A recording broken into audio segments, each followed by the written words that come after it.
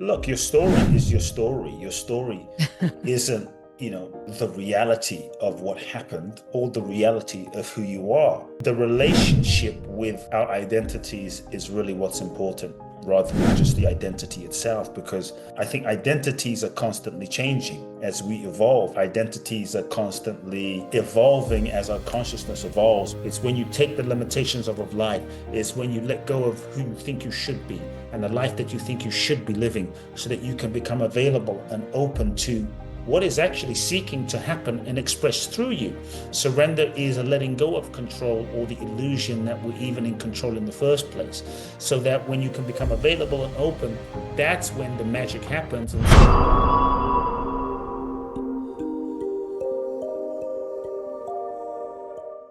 Hello, and welcome back to Catalyst Talks podcast. Before we dive into this uninterrupted episode, I would love to share with you a awesome new masterclass that I have released called Liberation: Activate Your Power as a Creator.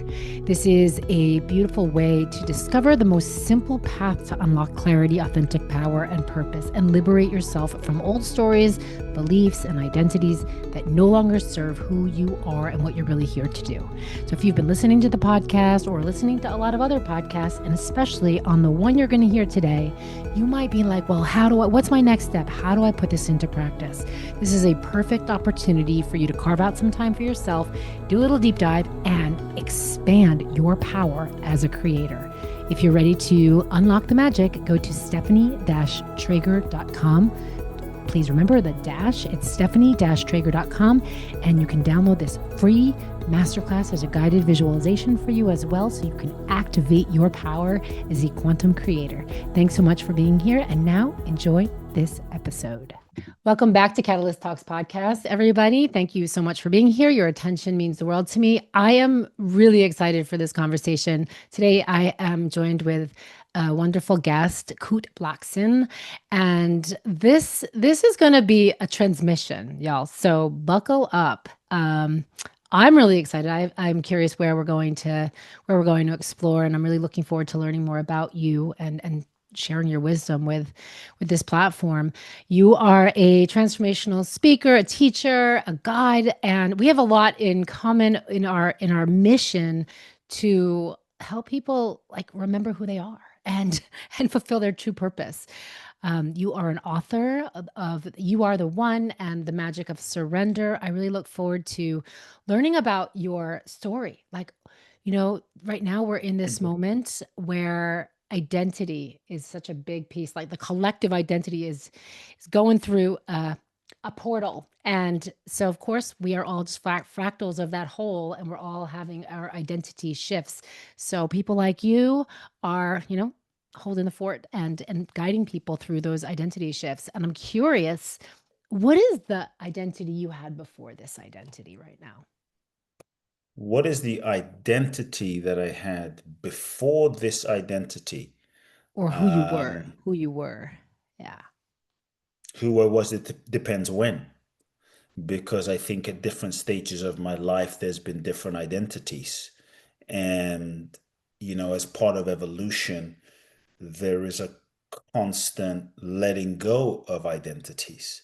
An identity of a coach, an identity of a transformational teacher, an identity of an author, an identity of a spiritual teacher.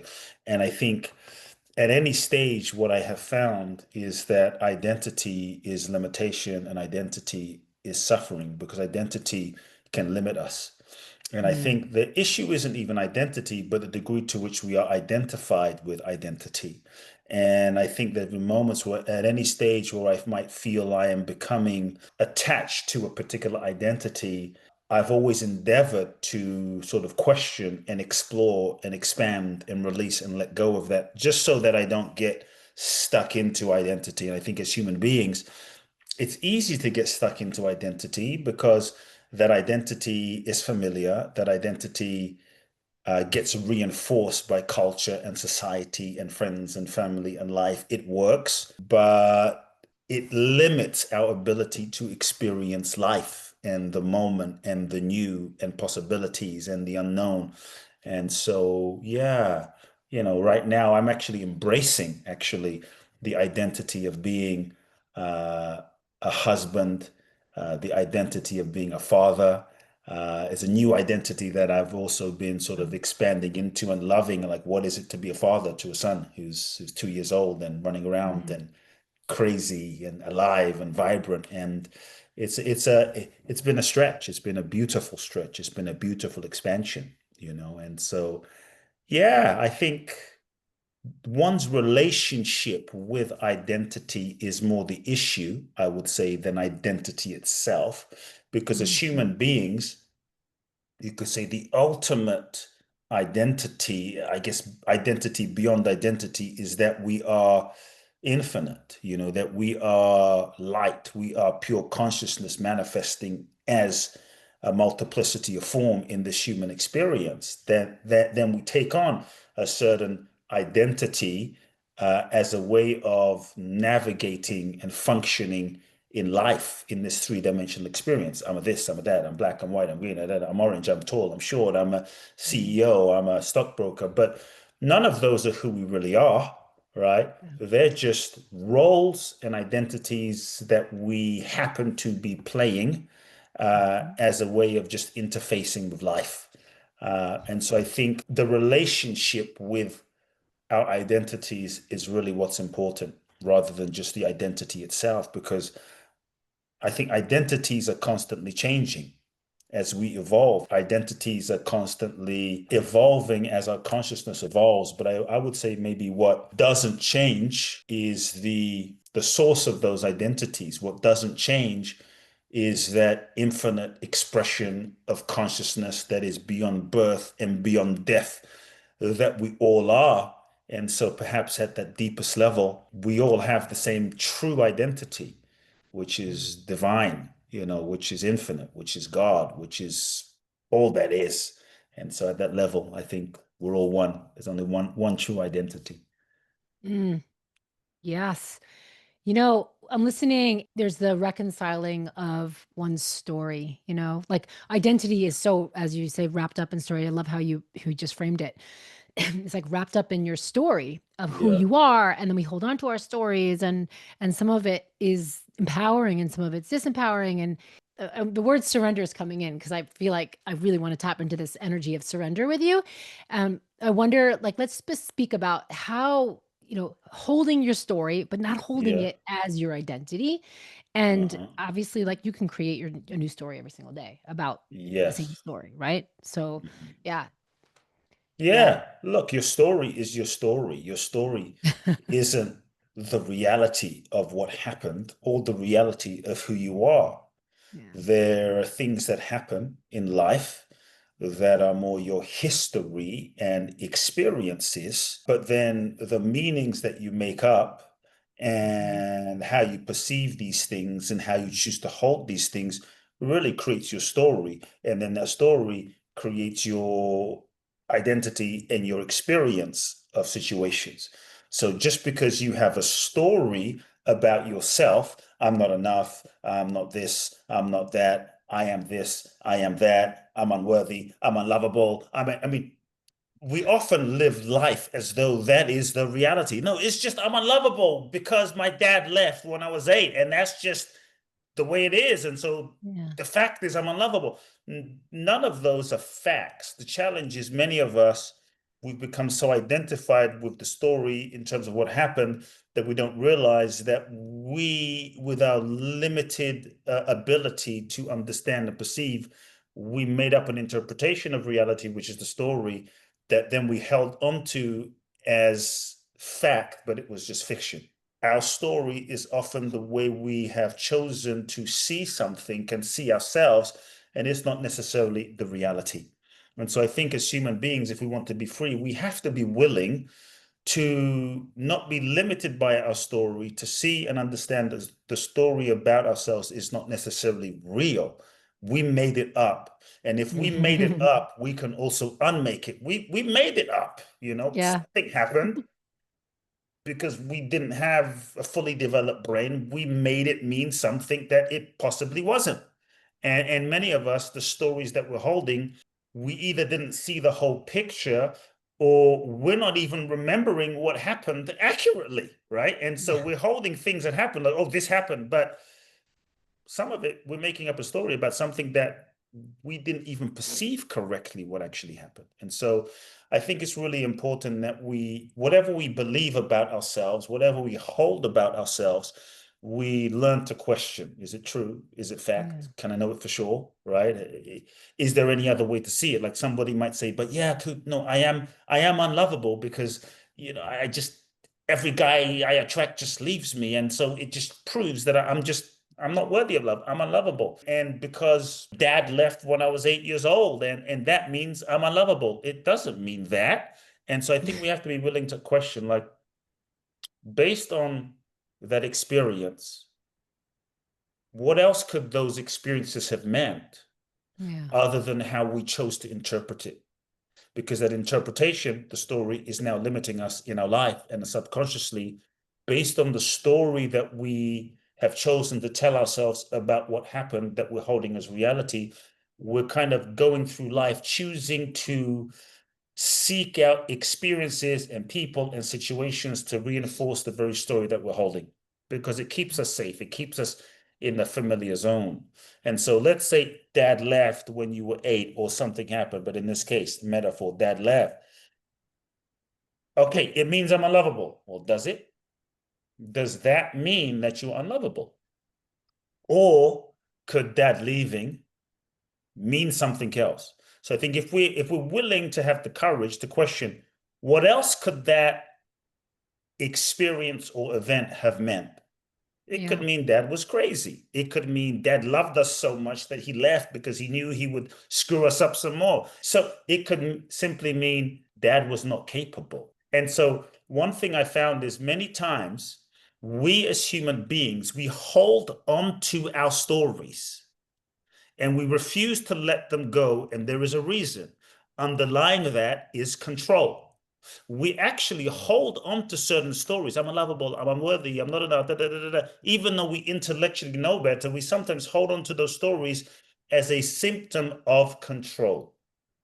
Because when we're young, there's a sense of, well, if I am not enough, and if I am unlovable, and it's about me, it's really me, then it gives us a false sense of control. Yeah. Because if it's about me, then maybe I can be successful. Change it. Yeah, maybe I'll be successful and then I'll be lovable. Maybe I can change my hairstyle and be lovable. Maybe I can lose weight and be lovable. Maybe I can make $1 billion and be like, I can control something to do something to become lovable. So holding on to the story of I'm not enough and I'm unlovable, which is just a story, gives us a false sense of control, rather than surrendering and letting go and realizing, wait a second, the truth is not that I'm unlovable. The truth is my dad, or fill in the blank, like my dad, he's just not capable. And that's the truth that will actually begin to set us free.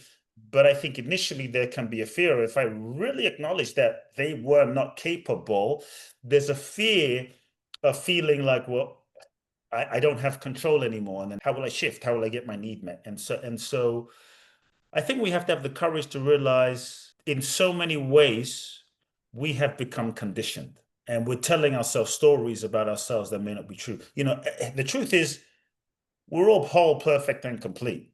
We're born free. We are a spark of the infinite. If you look at a child, when we're all born, we were free. We were pure. Like a child before they're conditioned will jump on the table and they will dance and they will sing and they will scream and they will, they're just free, running naked. My son walks through the house completely free, doesn't care. He doesn't care. There's a cockroach there. There's a snake there. There's no fear until we start conditioning our children. And so we're all of these free beings. We don't know who we are and who we're not because there's no story about ourselves. There's no story that we've necessarily attached to. But, we meet dad, we meet mom, and they're just doing the best that they know how to do based on their life and their stories and their programming and generational stories and karma and patterns that have been passed down. So now we're born into kind of a preset pattern of conditioning, and we learn all sorts of strategies to shut down, disconnect, and not feel. And we learn the sense of who do I need to be in order to get love, validation, and approval. So we Yeah. become the nice guy, the know-it-all, the funny person, the independent one, and we hold so tightly onto that way of being, which becomes our story, the story of this is who I am. This is just, I'm just this way, but we don't realize, am I just this way? Or is the way that I've become, is it just a reaction and a conditioning to certain things from my childhood? And so the Yeah. degree to which we're conditioned, AKA stuck in our story, right? The degree to which we're conditioned is the degree to which we're not free. And most of us, we think we have free will, but we don't realize that we're being run by the conditioning and the stories that we've told ourselves. So we have to have the courage to question. Yeah. First, I want to just say I love your face literally does a 180 when you talk about your son and also when you talk about children. So I just Ah, noticed yeah, that. yeah. Yeah. Well, I also the story it's we are compounding the story. It's not just the story. It's every single time. I'm experiencing this now as I'm when you're working with people or when you're actually like unpacking this with people, it's the compounding of the story, right? It's not just like that one story. It's the story each time you've ever played it out a million times in your life, right? And then unwinding it. And yes, it could be done in a second because we're already free and we're already perfect.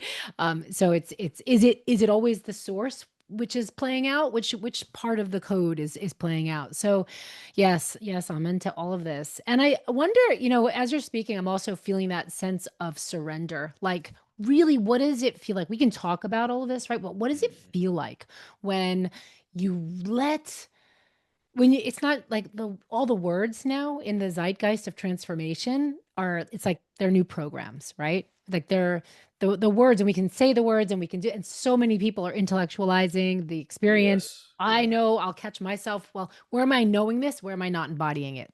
Yeah. And so the deep embodiment is it's a feeling of safety when you sort of safety of like, oh, I don't need that story. I'm perfect. I don't need it. Like what does that safety feel like in your body? So I'm curious if you could like what when I said what was your identity before this, before a father, Ah, before coach, before uh-huh. transformational human, like where did you come from? What was your waking up moment where you realized like I'm a dust of, a spark of the cosmos? I had a bit of an unusual childhood, although I will say that growing up, I didn't really think it was that unusual. I thought it was quite normal. I thought everyone lived what I lived.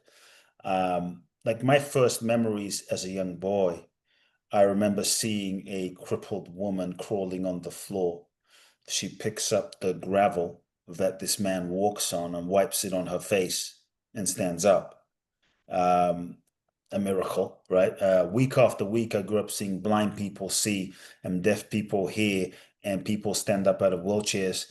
I'm age 6, age 7, age 8. This man would look at a person in a wheelchair and he would say, "Stand up. Why are you in this wheelchair?" And he'd put his hands on them and they would stand up. I mean, like biblical type shit that you would hear about. And a person would come in with with crutches and they hadn't walked in 5 years properly, and he would say, "Throw your crutches away." But I haven't walked in 5 years. Boom. And this was before social media and all the shenanigans. Now, this was way before that. And I was this little Yeah. kid, 7-year-old kid, watching this. And so this was my reality. This man was my father. He was considered the miracle man of Africa. So I kind of grew up seeing this stuff like behind the scenes, not in Yeah. front of the stage necessarily, but like when the Mm, cameras were off, when no one was around. I grew up seeing this stuff day in, day out. And so the reason I say I didn't think anything mm, of it is because it's all I knew. I didn't think it yeah. was anything special. I didn't think this was anything significant. I just thought this is just the way life was. The miraculous was not miraculous. It was just the norm. You brush your teeth, people stand up out of wheelchairs, you eat, someone throws their crutches away, someone's get heals of cancer. It's just another day. It was just another day. And I think on some level, that was a real blessing for me because I didn't Yeah. think of it as anything far out. And so Mhm. my father, bless his soul, a unique man in his own way, uh, from Ghana, West Africa. He built 300 churches in Ghana. He built a huge church in London. He was a very spiritual man, not just religious, very spiritual, very mystical, very metaphysical. I would sneak into my father's bookshelves, and by the time I was born, my father had been to India, had an awakening enlightenment experience. And so, even though he had this awakening in India and the Himalayas, kept his churches. And so it was very much about consciousness and oneness by the time I was Wow. born, even though he was kind of speaking through the lens of church and Christianity. His whole Yeah. sense was like Christ as a consciousness, not just this person that we, Mhm. worship. And so I was blessed to grow in this environment. My mother, Japanese, Buddhist, grew up meditating with my mother and going to church with my father. We were all, in this thing together. And at his height, my father probably had 1 million followers in Africa and 6,000 people every Sunday in London. And so when I was age 8, I started speaking in my father's churches, and I was given the mandate to take over my father's churches. When I was 14, uh, Wow. I was ordained as a minister, announced a successor. Everybody was happy but me, because at 14, I knew that I was destined to impact people. I knew I was destined to reach people. But to be honest, in that moment, my heart sank, because I knew that the church and religion and the structure, that was not my destiny. It was Hmm. not my path. It was not my dharma in this lifetime, my purpose, my expression. But I think, like many of us, I was too afraid to speak my truth. My fear was, if I said no and I spoke my truth, then I would lose my father. I'd be outcast. I'd lose love. I'd be alone. And so Hmm. for 4 years, I got ordained. I went along with the program, went along with the plan. My entire life was basically scripted and set out for me. But I went through a huge inner turmoil, because I knew that there was something more. I didn't know what it was like. I didn't know what it would lead to. I just felt and knew that there was a different way of impacting and expressing.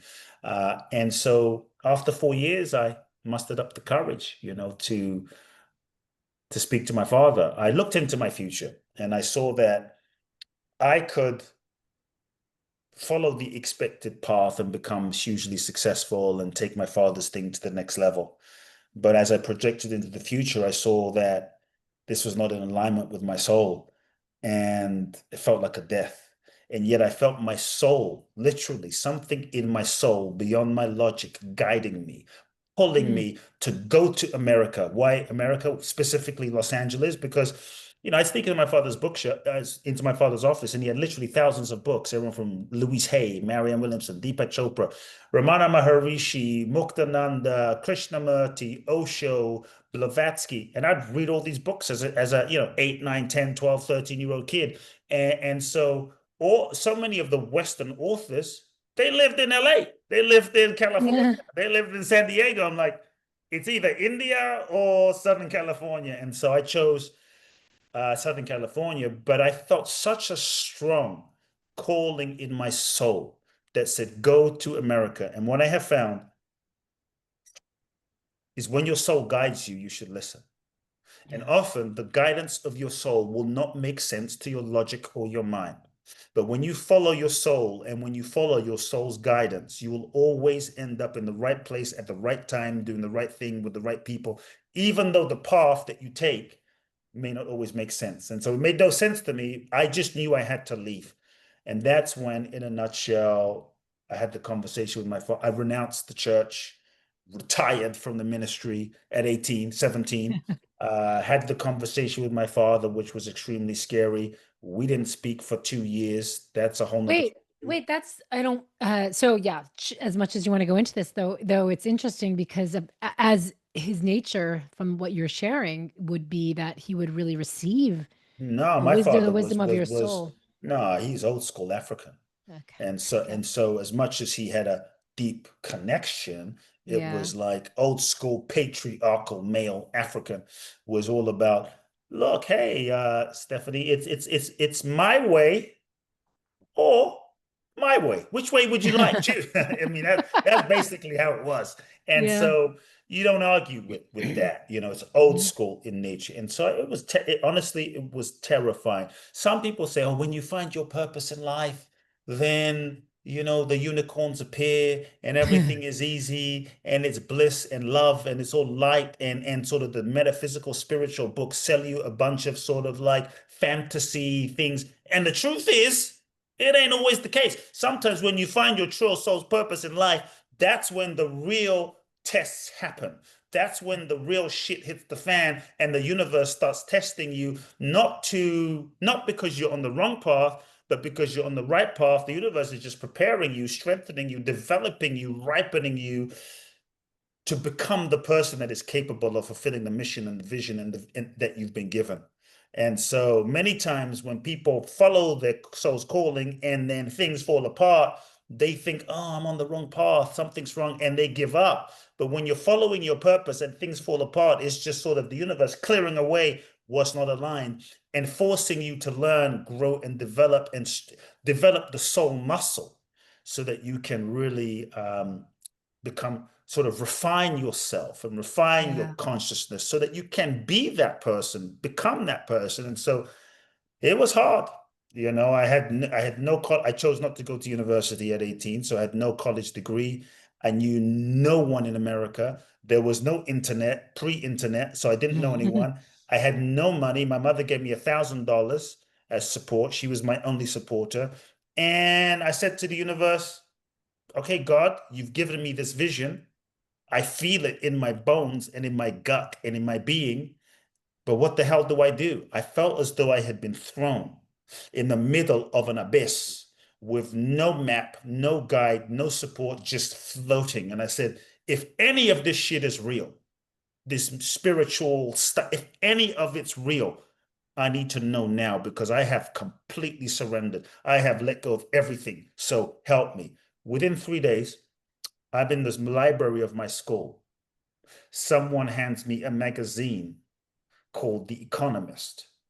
I felt chills. I look in the back. It says the American government's giving me 55,000 green cards in the green card lottery. That's when I knew I was going to win. Long story short, I apply. There was a 3-month window with which you could be notified. I was told that unless you heard back by September the 18th, then if you don't hear back by September the 18th, move on with your life.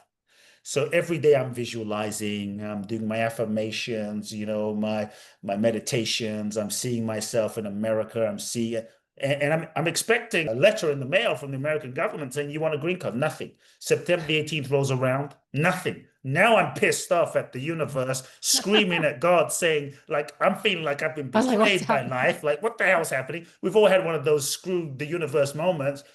And I decided that I was going to come to America at age 18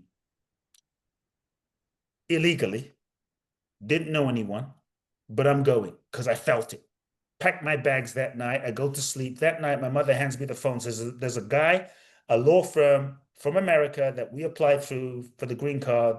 Needs to speak to Mr. Blackson. I pick up the phone, says, is this Mr. Blackson? I said, yes. He says, we just got notice today that you want a green card.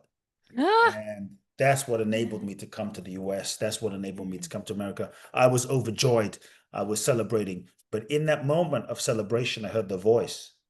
And that voice said, why do you seem so surprised? You knew you were going to win.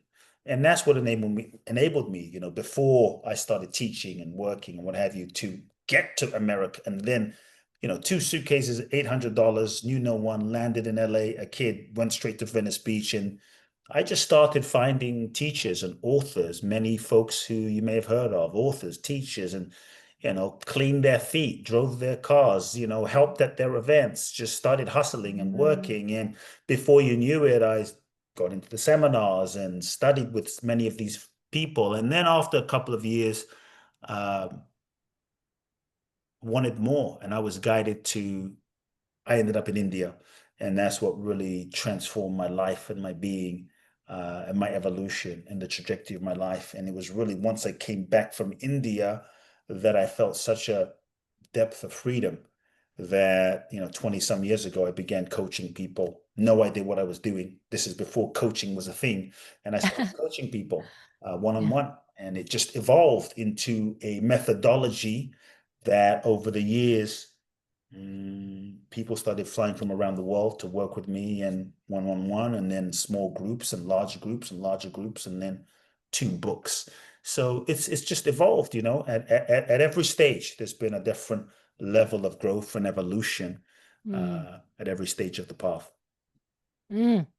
It's so so delicious to be on that journey with you as you share your story. Thank you. So I'm curious, how do you perceive the future? I think in many ways, I mean, I could take that question so many directions, but I would say in many ways, I really don't worry too much about the future, because I think that if I'm able to be fully present in the moment and show up and give 100% to the moment and do the best I can in this moment, the future will unfold however it needs to unfold based on what I'm putting into the moment. Because in many ways, the future is being created every moment that I'm living. And we can plan for the future. We can plan for 10 years. We can plan, but in certain ways, the future, it doesn't exist. It exists, but it also doesn't exist. All we really have is this moment. And there's so many plans we can make for the future. But I think when you truly let go and surrender and open your heart and trust, in so many ways, life will reveal to you things that you could not have even planned in the future. And so we have all these plans for things we want to do in the future, which is great. But I would say, don't get attached to the future, because sometimes we get so attached to the future that we end up limiting our future, because often we perceive our future and we see our future from our current identity, which can be limiting. We perceive what is possible in the future and what we're going to do in the future based on our past experiences, which is also limiting. So when we're living from the projecting into a future from a current self, we don't realize that we're kind of limiting what's possible, but when we truly, and we can dive into it some more, but when we truly surrender and we're available and we're open to life and the universe, we take all limitations off of ourselves, all limitations off of life, all limitations off the future. And then I found that you're no longer creating from ego, you're no longer creating from the past. You're completely open and available to the truly the infinite possibilities that can unfold, and life starts unfolding and creating. And so then often what is possible for you in the future does not have to be limited to your identity, to who you were, to what you've created. And in that sense, that's how I like to live. In so many ways, I try to control the future and make the future happen, and it kind of limited it. But what I think life, the universe, the divine, God, whatever people want to call it, is so much bigger than you and I can imagine. Is so much beyond what we can perceive and conceive for ourselves, that whatever we might want to create in our future will pale in comparison to what life can unfold and create through us if we're available and if we're truly open. And so in that sense, on a personal level, that's what I would say there. Now, on a sort of global level, yeah, I'm incredibly excited about the future. Because I think we're moving into an interesting time and an interesting age with the acceleration of technology. I would say that the next 5 years, the next 10 years, the next 15 years, the next 20 years are going to be kind of unrecognizable to us as a humanity, as technology, AI, quantum computing, et cetera, increase the rate of that accelerates. It's going to be a different time. It's going to be a different time.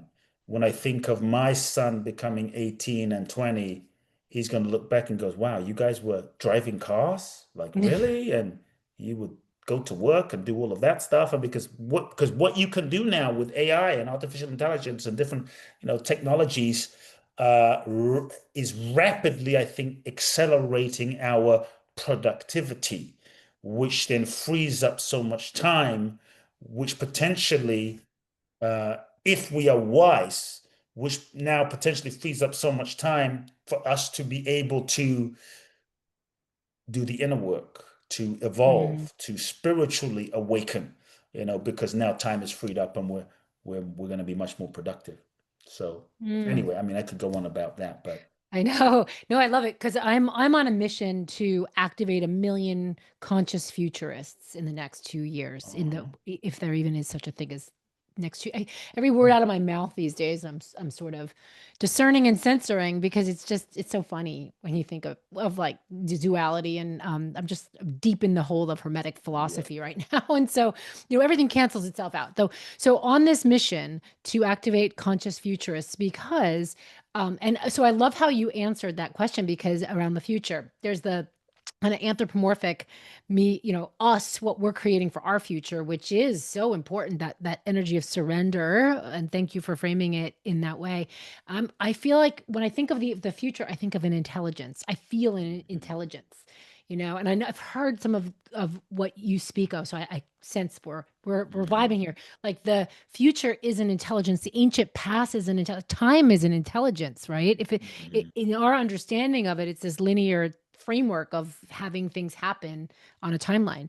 And I feel the future, the conscious possibility when we tune into this future intelligence from a conscious connected place, it's different than that dystopian. Like there's a lot of futurists in the Mhm. world who are thought leaders, and they're talking like the Ray Kurzweils of the world, talking about the future, and the way it is going to be. There's nothing you can do about it. And I don't know, I have a whole different energetic relationship with the future than say that. So how to like kind of hold that and not be attached to me creating it, listening to the frequency that it is Mhm. asking of us. And so this I Mhm. think it merges with what you're saying around the Yeah. space we're going to have to awake, to awaken, Yeah. to feel that, to connect Yeah. with that intelligence. Yeah. Yeah. I'm excited by it. I'm really Yeah. excited by it. Yeah. Yeah.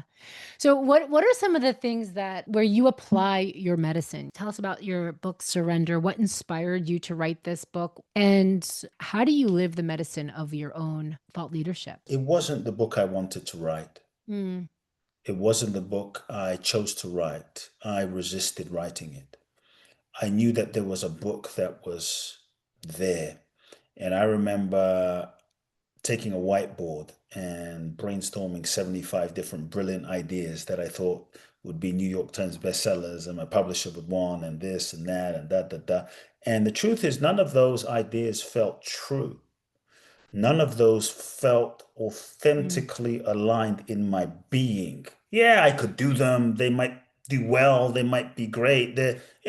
Great marketing concepts sell. But none of those felt authentic in my soul. And the only word on this whiteboard I remember was this little word I put at the bottom, and it just said surrender. And I thought, oh shit, that's the book. And I felt an energy, and I felt a pull. I felt something. You got to lean into the energy of where things are pulling you. mm, And when you're not thinking or using your mind or pushing or projecting, but when you just sit still and stand still, where is the energy moving? Because that's when I think you can feel where something is truly authentic, not just driven by your fear or reaction or ego or addiction. It's like, yeah. oh, and I remember resisting that. But if I was honest, it's like, that's it. That's it.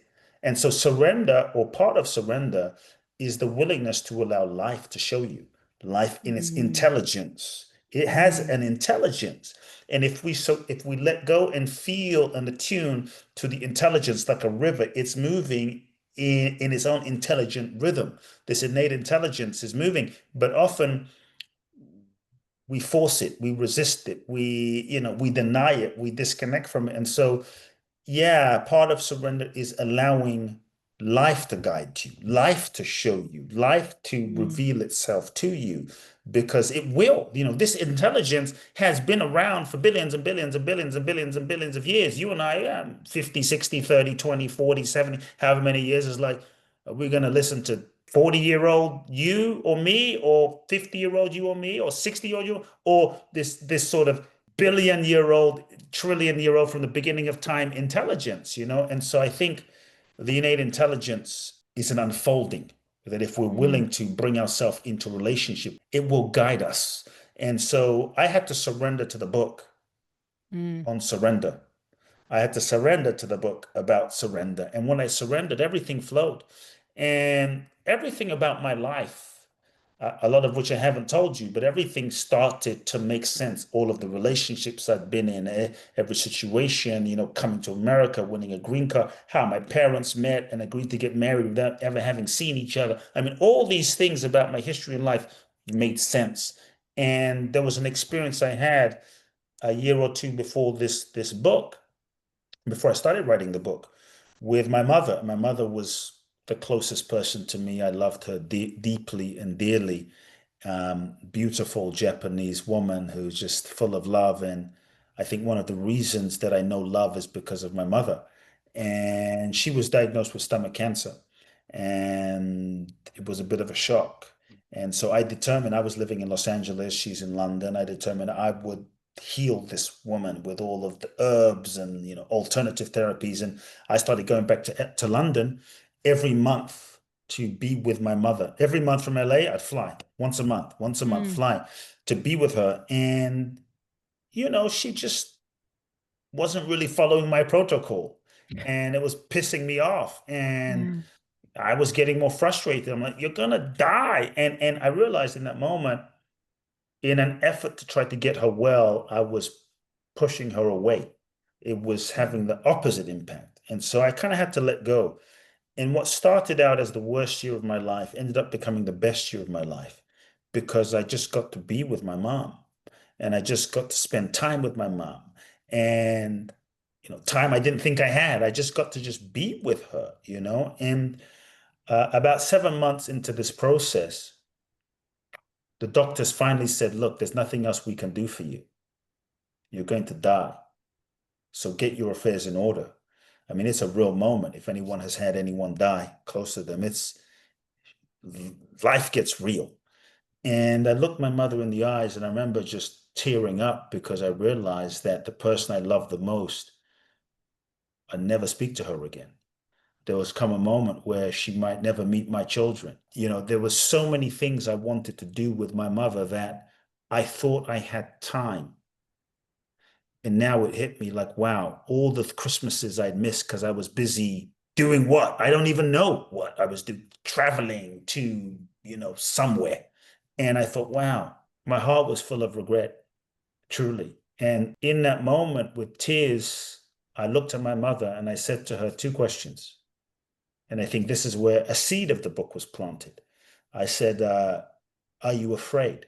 I say you're going to die. And this little Japanese woman looked me in the eyes and she said, no, I'm not afraid, because I know that I'm not this body. This body will die, but this body is just a temporary vehicle for my soul. What I am, my soul, my true identity, my true self, it will live, and I'll be with you from the other side. And then I looked my mother in the eyes and I said, Mom, I feel like I've been a bad son. And I want to make it up to you. Like, what do you need? What do you want? Where should we go? What do we do? What do you want with the final days that you have? I don't know how long we have. Could be weeks, months, I don't know. But like, what do you need? And she looked me in the eyes and she said, there's nothing I want and there's nothing I need. The only thing I need is what God wants for my life. And that was a profound moment for me of realization, because it was such a very simple statement. But I knew in that moment that she was free. I knew in that moment that's what true surrender was. She was not attached to living. She was not attached to dying. She was open to the highest unfolding for her soul's destiny. The highest unfolding of her soul's destiny is like, I'm open to that. I want that, whatever that is. Whatever the highest is, I want. And it was a simple statement, but when I reflected on the book, I realized that was like what she was living. She was surrendered and she was free. And that's when I knew this was the book, and that's where I felt the connection. But that's when I saw the real power of surrender. Not just like, when you're in Machu Picchu somewhere on a mountaintop and feeling great, or a yoga studio, but when you're faced with your mortality, like that's that surrender is the most powerful thing that we can do. That I think surrender is the real secret to manifestation and is the real password to freedom. It's when you take the limitations of life. It's when you let go of who you think you should be and the life that you think you should be living so that you can become available and open to what is actually seeking to happen and express through you. Surrender is a letting go of control or the illusion that we're even in control in the first place.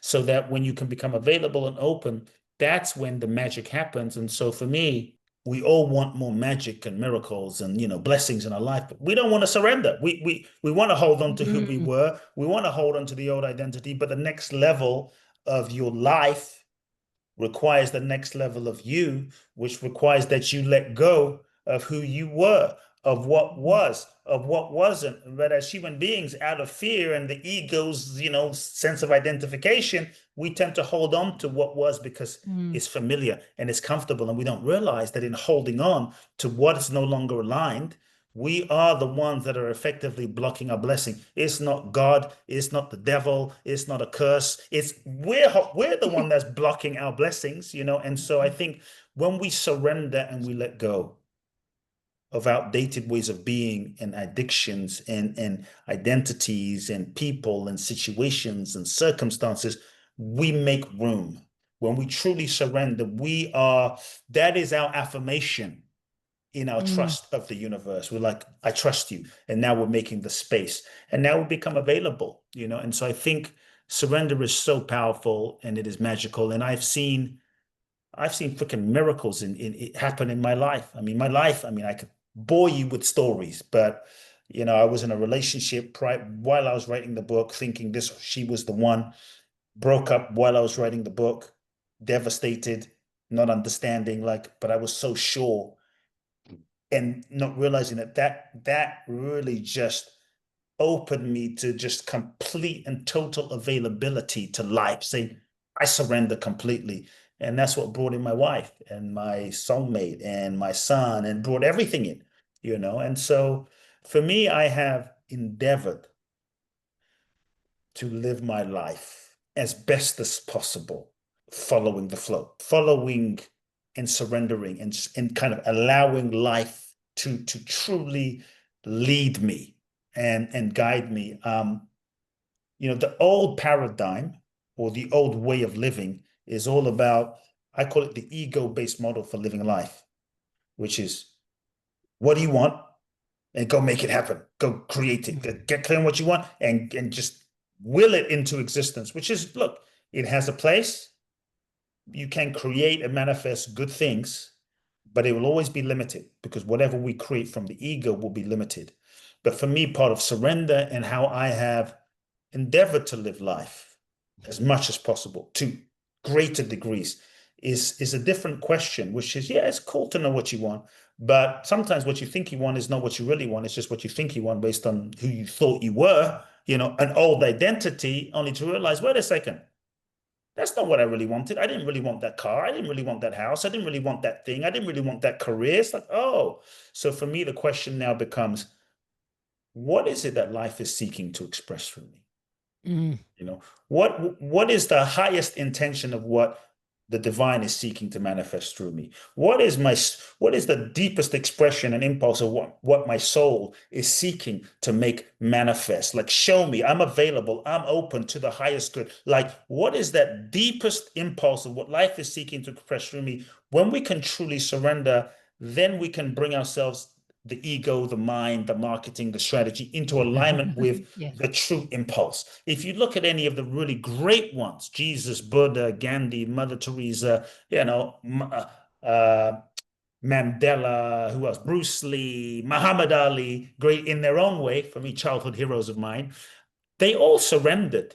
Whether they knew that's what they were doing or not, they all got to the point where they had to let go of the life that they thought they were meant to live and become available and open. And that openness and that surrender is what enabled them to transcend their human limitations and tap into another dimension of life, possibilities, potential, and grace. And I think that's truly when life was able to use them. Life started to manifest through them in ways that they could not have planned or imagined. You cannot plan. You cannot sit down in a goal-setting seminar and plan Mandela's life. You cannot sit down with a vision board and plan a Martin Luther King life. It's beyond your plan. It's beyond your map. It's beyond anything you can imagine and conceive for yourself. And I think that's the magic that happens when we truly surrender. Amen. I'm just like, yes, you got like so much energy. I love it. And I think one of the things that you said was so poignant. The thing that you said that was so important, I feel like for people to take away, was around they didn't even know they were doing it. Right. I have to let go. What am I letting go of? What am I letting go of? Let me journal it. Right. We go through this toil. And then at the end of the day, it's good to know the coordinates and the compass and surrender to even needing to know how to surrender. Yeah. It's grace. Beautiful. Grace. Yeah. I think surrender is the password to freedom. And for anyone that wants more in their life, more magic, more abundance, the degree of magic you experience in your life is in direct proportion to the degree to which you surrender. It's just that most of us, we hold on to that job that we hate, that we know is not right for us. We hold on to that relationship that we know is not really our soulmate, but it's comfortable, but then like, God, please bring me my soulmate while I'm holding on to the thing that's not right for me. It doesn't work that way. If you want to truly manifest that next level, you got to make the space and you must let go. I would ask each person to sit with, what do I know is no longer in alignment for me? What lies am I telling myself? What am I pretending to not know? What is it costing me? And I think if you go through a self-inventory and you start letting go, it can feel scary at first, but just rest assured that whatever you let go of and whatever is released from your life was not truly in alignment with your highest good anyway. You're just making space. Make space. Yes. Thank you. Thank you. Thank you. I am so grateful to be connecting with you, to be sharing your wisdom with this community, and we will share all the links. I know that you have a masterclass. We'll share that. We'll share all the places where you can find more of this beautiful human's wisdom. Thank you so much, Kute. It's been an honor.